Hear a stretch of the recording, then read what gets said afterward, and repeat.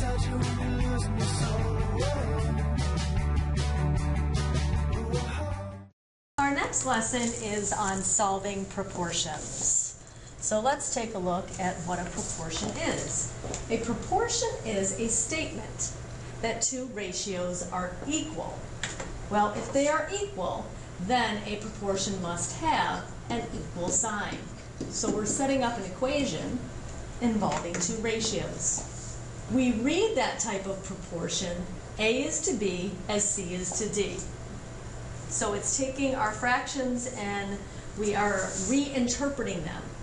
We can also write a proportion with colons, and that is also read A is to B as C is to D. Now we have some new terms for you, the means and the extremes. The means are kind of like a mathematical mean. They are the middle. So those are going to be B and C. The extremes are the outer elements, and that would be A and D. And an example of a proportion is two fractions which reduce to the same basic fraction, 2/3. Now, in a proportion, cross products are equal. So this is where we talk about the means and the extremes. We can say the product of the means equals the product of the extremes. And that is actually a true mathematical law. So in a case up above, that would mean B times C equals A times D. That's the product of the means equals the product of the extremes. So an example of that you can see down below. 2 is to 3 is 10 is to 15. Now if I wrote this out with colons, 2 is to 3 as 10 is to 15, my means and my extremes. So the product of the means equals the product of the extremes. So the means in this case would be 3 and 10, and the extremes would be 2 and 15. The converse of that statement is when we reverse it, okay? So that says that if the cross products of two fractions are equal, then they represent a proportion. So we can find out if something is a proportion just by looking at cross products. So if I look at this, is 3 times 9, which is 27, the same as 4 times 8, which is 32? And my answer is no, so that is not a proportion. In the next example, is 10 times 10 equal to 4 times 25? Yeah, it sure is. So this is, yes, definitely a proportion. To solve a proportion, we can use that cross-product technique. Now be careful, this is not cross-canceling, okay? This is very important here. I'm cross-multiplying. So what that's saying is I'm going to multiply the 21 by 3, which is going to give me 63, and that's going to be the same as 9 times x, which is 9x. And then I would solve that, and you would get x equals 7. So if you take a look at the examples below, you might want to pause here and try those on your own. I understand there are fractions. That means you need to recall, remember, and execute multiplication of fractions. Okay, if you're back with me now, in this case I got 12x equals 120, so x equals 10. In the case of number 2,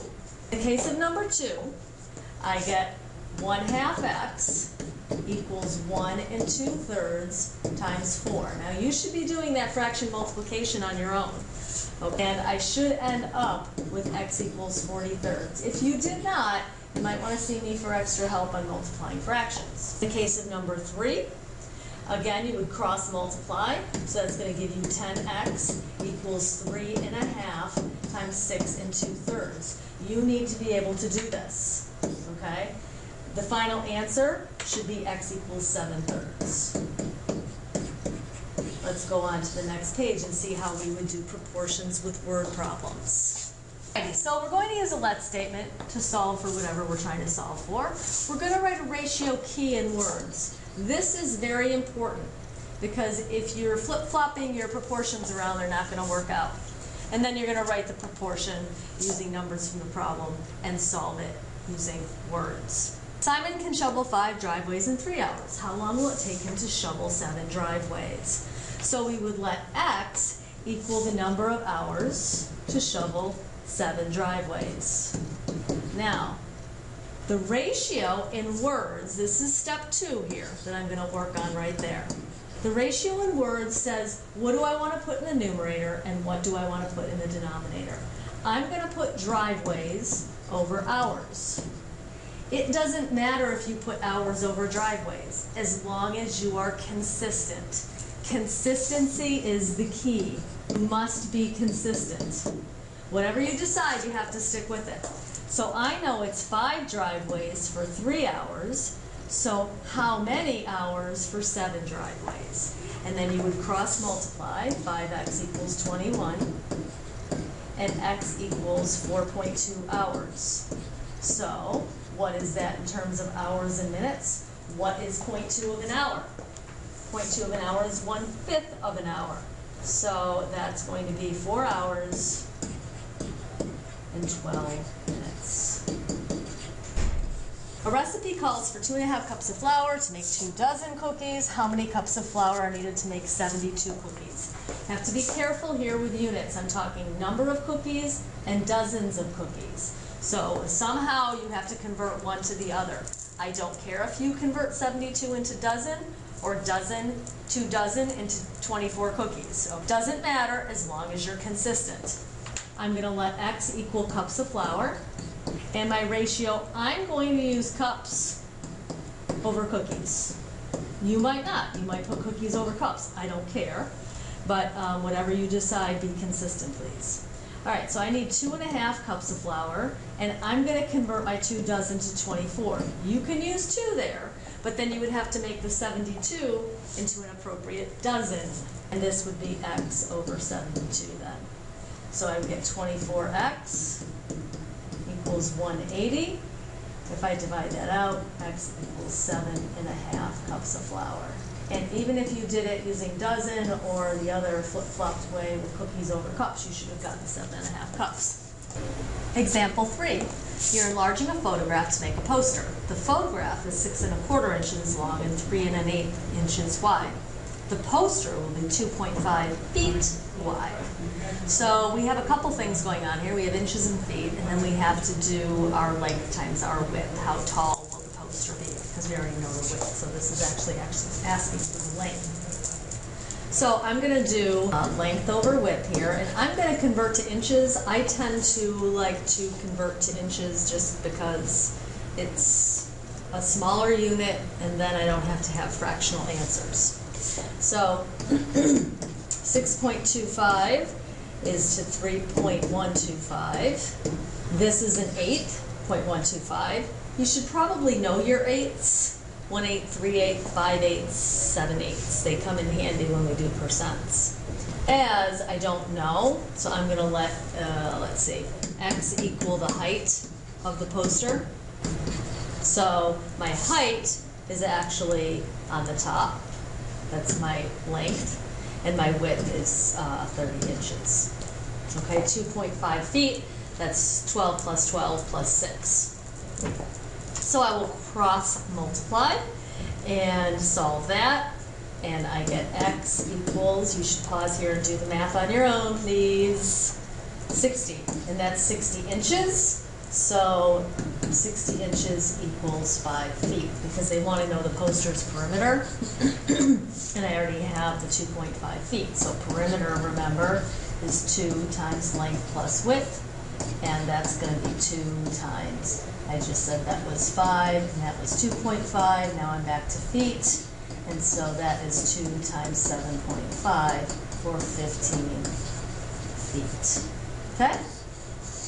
On the next page, this is the practice I would like you all to do. So I really would like you to pause here and do this as practice work. You can come back and check your answers. I will write down the answers here, and then if you have particular questions, you can see me tomorrow and we'll discuss them in class, okay? So pause and try them on your own. here are the answers for the questions I wanted you to work on. So you should have work that is somewhat similar to, if not even more extensive than the work that I am showing. In the first case, it was 2 5/6 feet of redwood. You could do redwood over cedar or cedar over redwood. In the case of number 2, the first question they wanted you to estimate. And remember that estimate means up front. You do this up front. So I took 5 kilometers divided by 10 kilometers per hour and got about 30 minutes or a half an hour.